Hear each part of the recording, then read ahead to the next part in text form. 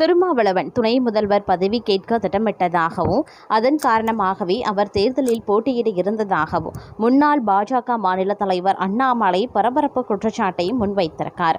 முன்னதாக இது குறித்து நேற்று செய்தியாளர்களை சந்தித்த திருமாவளவன் கூறும்போது, சட்டமன்ற தேர்தலில் நான் போட்டியிட இருக்கேன் அப்படின்னு கூறியவுடன் பதவி ஆசை காரணமாக எம்பி பதவியை விட்டுவிட்டு எம்எல்ஏ பதவிக்கு வருகிறார் எனவும் கூட்டணி ஆட்சிக்கு முயற்சி செய்கிறார் என்றும் கருத்து தெரிவித்தனர்.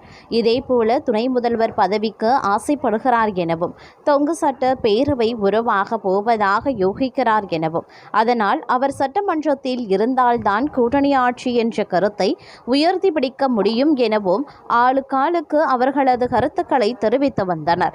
எனது கட்சி நிர்வாகிகளிடம் 2026 சட்டமன்ற தேர்தலுக்கு பிறகு தமிழக அரசியல் சூழல் மாறும், அப்போது நான் சட்டமன்றத்தில் இருந்தால் நன்றாக இருக்கும் என்று மட்டுமே தெரிவித்தேன். தமிழகம் குறிவைக்கப்பட்ட மாநிலமாக மாறியுள்ளது என்று கூறி காட்டு மன்னார்கோவில் சட்டமன்ற தொகுதியில் நான் போட்டியிடவில்லை எனவும் தெரிவித்திருந்தார். இந்நிலையில் திருமாவளவனின் முடிவு குறித்து புதுச்சேரியில் நேற்று பிரச்சாரத்தில் ஈடுபட்டிருந்த முன்னாள் பாஜக மாநில தலைவர் அண்ணாமலையிடம் செய்தியாளர்கள் கேள்வி எழுப்பினர். அதற்கு பதிலளித்த அவர், திமுக இந்த முறை தனி மெஜாரிட்டியுடன் ஆட்சிக்கு வராது என்பதை திருமாவளவன் முன்கூட்டியே கணித்துள்ளார் என்று கூறினார். மேலும் அதன் காரணமாகவே அவர் சட்டமன்றத்திற்கு சென்று திமுகவிற்கு பெரும்பான்மை கிடைக்காத பட்சத்தில் துணை முதலமைச்சர் பதவியை கோர திட்டமிட்டதாகவும் தெரிவித்த அவர், இந்த முறை அரசியல் சூழல் மாறும் என திருமாவளவன் வெளிப்படையாகவே கூறுகிறார் என்றால் அதற்கு என்ன அர்த்தம் என்று கேள்வி எழுப்பினார். அதோடு இதன் காரணமாகவே திமுக திருமாவளவனுக்கு அழுத்தம் கொடுத்து தேர்தலில் போட்டியிடுவதில் இருந்து பின்வாங்க வைத்துள்ளதாக அவர் தெரிவித்து வருந்தார். புதுச்சேரியில் பிரச்சாரம் மேற்கொண்ட நடிகர் விஜய், பாஜக என்ஆர் காங்கிரஸ் கூட்டணியை சேர்ந்து போன கூட்டணி என்று விமர்சித்திருந்தார்.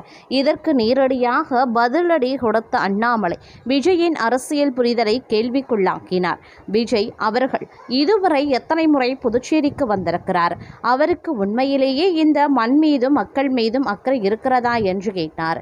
மேலும் புதுச்சேரியின் முதலமைச்சர் என்ஆர் சுவாமி அவர்கள் வாழும் காமராஜ் போல ஒவ்வொரு தெருவாக சென்று மக்களை சந்தித்து வருவதையும் பிரதமர் நரேந்திர மோடி அவர்கள் விஜயை விட அதிக முறை புதுச்சேரிக்கு வந்து திட்டங்களை தொடங்கி வைத்திருப்பதையும் சுட்டிக்காட்டினார். சென்னையில் இருந்து கொண்டு தேர்தல் நேரத்தில் மட்டும் வருபவர்களுக்கு புதுச்சேரி மக்களின் உண்மையான தேவைகள் தெரியாது என்றும் அவர் விமர்சித்திருந்ததும் குறிப்பிடக்கூடிய ஒரு விஷயம் அப்படின்னே கூட சொல்லலாங்க.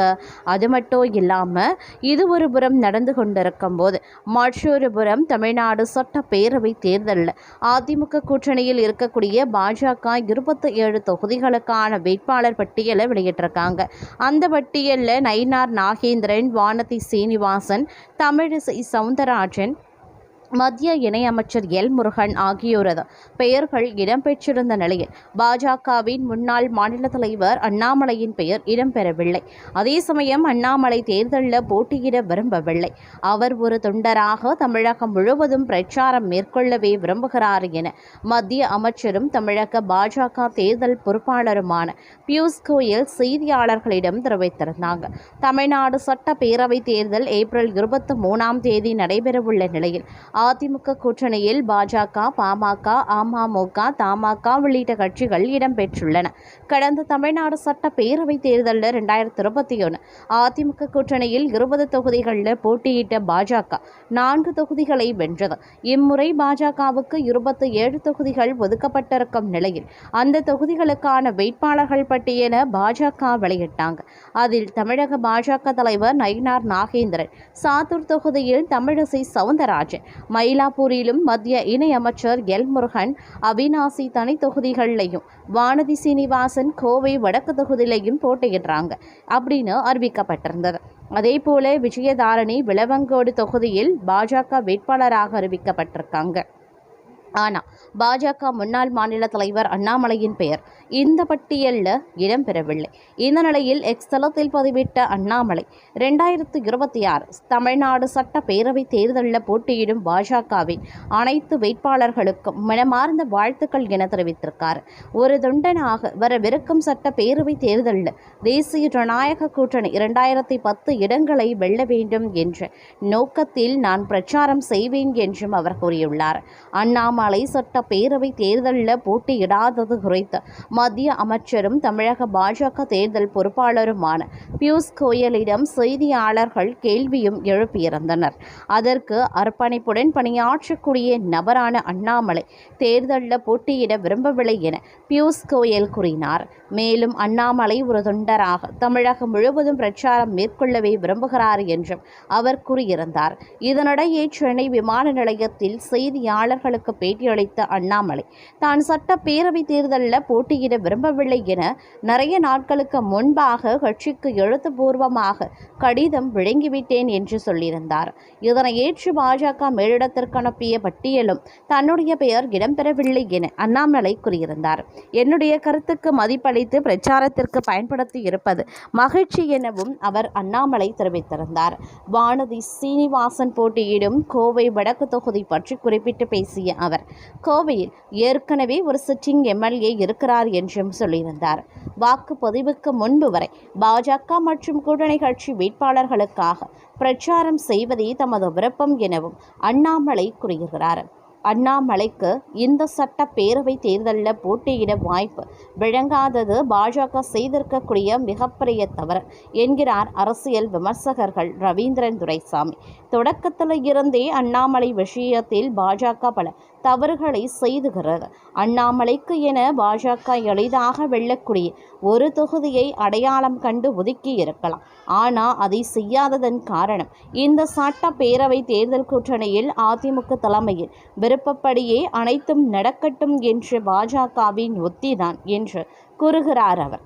எடப்பாடி பழனிசாமியை திருப்திப்படுத்தவே இத்தகைய நடவடிக்கைகள் பாஜகவில் எடுக்கப்படுகின்றன என கூறும் ரவீந்திரன் துரைசாமி 2029 நாடாளுமன்ற தேர்தலில் முடிவெடுக்கும் அதிகாரம் அனைத்தும் பாஜக கையில் இருக்கும் என்ற தொலைநோக்கு பார்வையில் இதை செய்கிறார்கள் என்று கூறுகிறார்.